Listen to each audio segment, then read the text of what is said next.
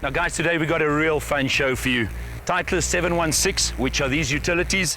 And for the guys that don't want to go the traditionalist way, we've got the 816s to hit it a bit higher.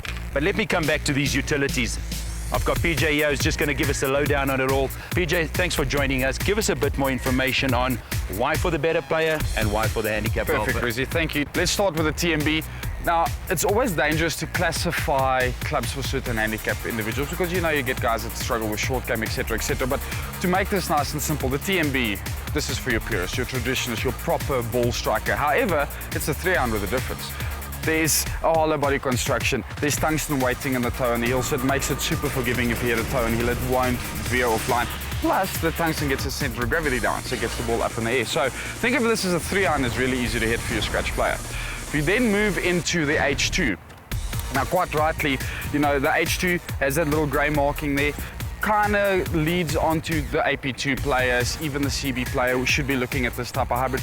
This is for the guy that gets quite steep on the golf ball, so he hits down, he hits big divots, he traps the ball really, really nicely. This will give him a nice penetrating controlled flight, obviously featuring all the other nice little technologies from Titleist, the active recoil channel, which we have seen in their current woods, that promotes ball speeds across the face, as you're well aware. You hit a toe or heel, ball still comes off magnificently. Now I must tell you, they are way more squarer, pretty much the same as the irons. They are square, where the previous one I found sat open a little bit. A lot of people have mentioned that to me. The 915 hybrid had a tendency to kind of fall open. For me, that hits a nice big hook.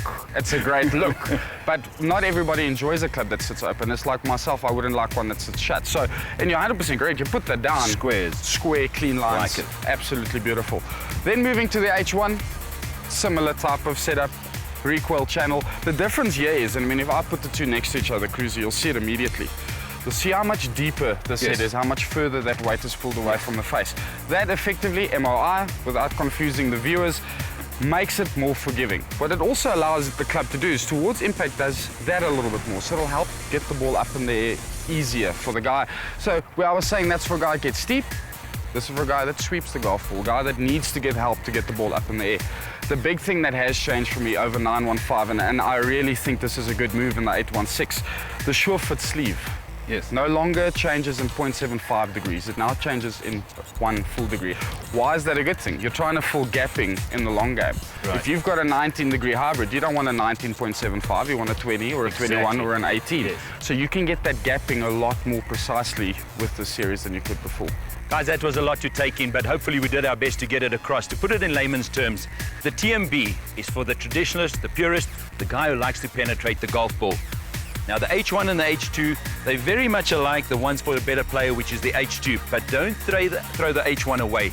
It's the 816 H1, which you can set up that you can hit it higher. Now a guy like Ian Poulter, he says that he can hit this club nice and high on the par 5s to stop them quicker. Now once again, who are we to go against guys that are putting hybrids in their bags instead of small looking irons? Got to make the game easier, guys.